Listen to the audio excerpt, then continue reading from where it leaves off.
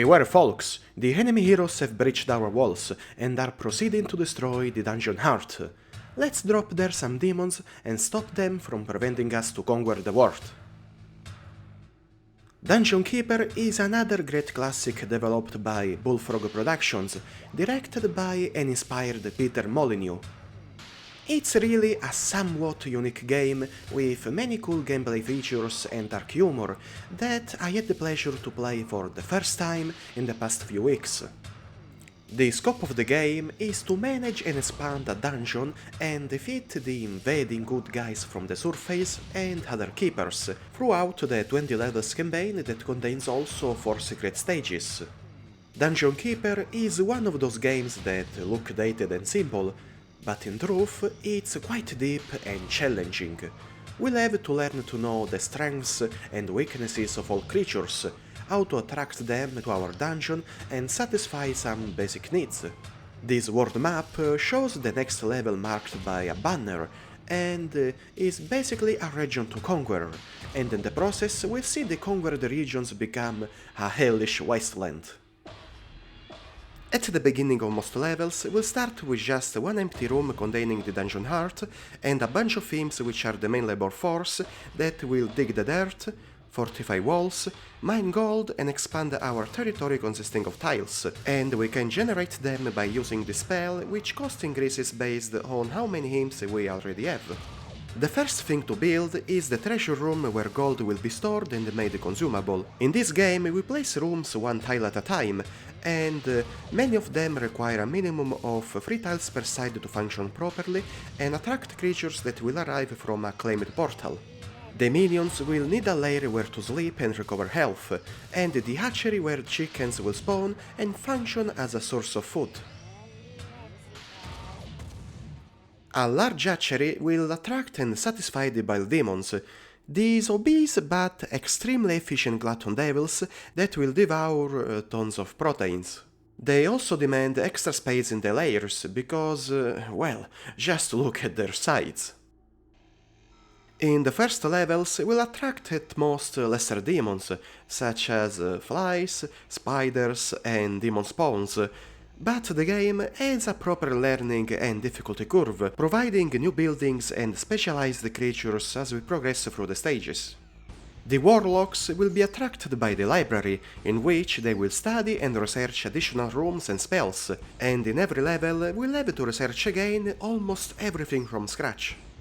By building a workshop, we'll attract trolls that will build different traps and doors available in the mission, and my favorite room is the torture room, that will attract the mistresses.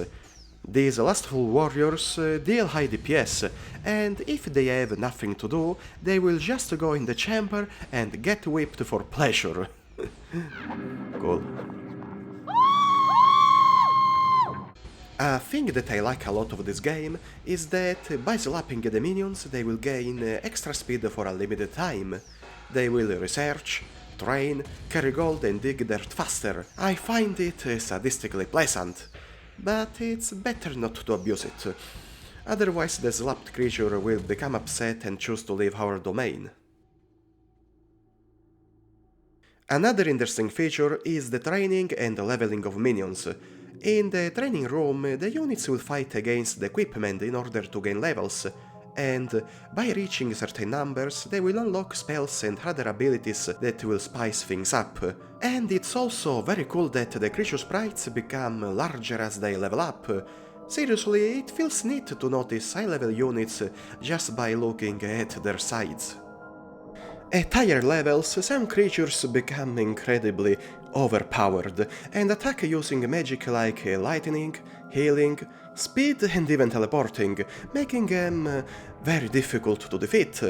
But beware, the enemies will do the same. In fact, some battles are really chaotic. I often don't really get what the heck is going on, and this battle screen shows who is battling who, and we can support them by casting healing, additional armor, and even attack the enemies by launching a lightning strike. The spells can be charged until a certain limit at the cost of a lot of gold. See, gold is basically the only resource of the game and is used for everything. from building rooms to cast magic.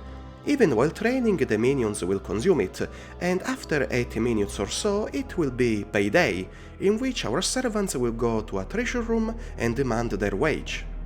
And if gold isn't enough, their morale will decrease, and maybe they will even leave our dungeon.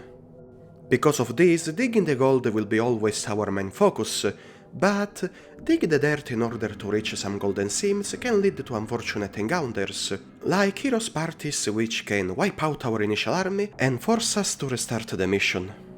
A feature that surprised me of this game is the possibility to take control of a creature and switch to a first-person mode, in which we can use its combat abilities. It becomes like a dungeon crawler and can even ease some missions. Also, some creatures have a unique style of vision. For example, vampires have a red filter, and the demon spawns and similar have this distorted fisheye effect.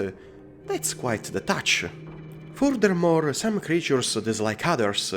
Just to name a few, the vampires do not tolerate warlocks, and spiders will attack flies. In these cases, we can resolve the few by creating separate layers. And then there's the Horned Reaper. The Horned Reaper fucking hates everyone. These assholes are the best combat units among demons, but are easily irritable and will go on a rampage against others. The only way to tame them is to give them a lot of gold, or place them in a temple. Despite their evilness, they're quite the religious guys, and will stay a bit quiet while praising the gods. And in one of the final levels there will be 2 Horned Reapers stationed in private rooms, with all the necessary comforts. They each have the personal training room, hatchery and lair. I found it hilarious. Dungeon Keeper is really full of fun and interesting mechanics, but it can be quite hard to complete. Advanced levels are quite annoying due to the battles against even 2 allied keepers at once, and heroes parties will make the exploration trivial. We must fortify our walls against the tunnelers and build a solid army before proceeding further, keeping in mind that the enemy eye can be rather hostile and will not just stand still.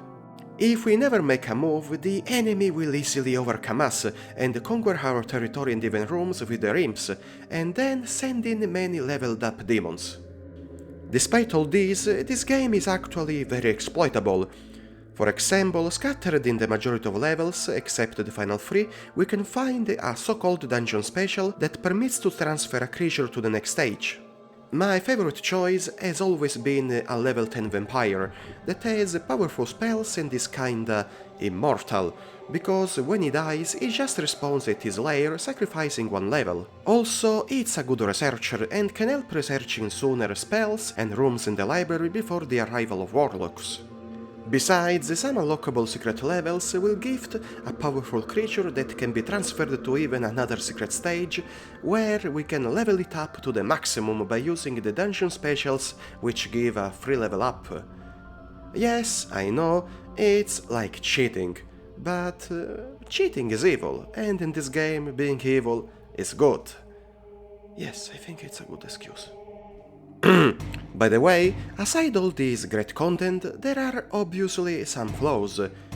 I had often problems with my creatures not doing what I want, just because, maybe, I misplaced them on a wrong tile. For example, my imps didn't mark the new territory, but instead they went to dig distant gold or fortify walls. Other times, during battles, my units suddenly left the battlefield and returned to their lairs, ignoring the call to arm spell useful to point them where to take position. What I really hated of this game are the goddamn traps. Enemy traps will activate when a unit enters its base, and the majority of times, it's one of my imps getting killed. And the best and only way to disarm traps is to sacrifice expendable minions, or send high-level ones and cure them continuously until the traps will worn out. The most powerful trap, however, is the boulder, which can insta-kill kinda everything on its path, except the freaking hero's final boss in the last level, which I will not spoil because it's an amazing cameo. Dungeon Keeper is so cool that I replayed the entire campaign twice in a row, The first time it took me about 20 hours and the second time not less than 15. It's heavily funny and the mentor who describes the realms to conquer is very likable in his sarcastic tone. Just listen to him. Woodley Rhyme. A village of such obscene contentment it's criminal that a horde of undead vigilantes haven't massacred every soul in the place. If there's any justice, this will soon happen, my lord. Never grim. Unable to see the bad side of anyone, these folk could benefit from a swinging sword to the back of the neck, or possibly a lightning spell in the throat. Such possibilities never crossed their happy minds. Graphically, I found it inspired and charming. The 3D environments are indeed detailed, and the 2D sprites of the many creatures are very well animated for its time. I liked to see the different eating animations and the kinds of tortures which are very creative. The music is a nice collection of dark ambiental tunes, and every creature sounds very diversified and unique. I must admit that even the sound compartment is exceptional. Your minions are winning a battle. Your creatures are falling in battle. Your minions are winning a battle. Your minions are winning a battle. Beware, the Lord of the Land approaches. Leave us to live our lives in peace. Your creatures are under attack. You have defeated an enemy keeper.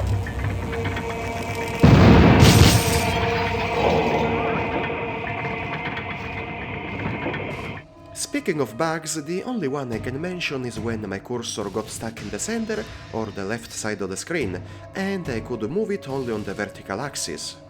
If on the left, I had first to reduce the resolution by pressing Ctrl+R to be able to save my progress and then close the game externally. I've noticed this tends to happen when controlling a creature in first person. It was annoying, but fortunately rare. Having finally played the Dungeon Keeper has been a fresh and entertaining experience, and we're talking about a game that is almost 27 years old. It's just amazing. I also recognized some features later expanded in some successors like My Beloved Startopia and the historic Black and White. I will surely play the sequel in the next months, though it seems kinda underwhelming by many fans' opinions, but I will judge by myself when the time comes. As always, a warm thanks to all viewers, and see you in the next entry.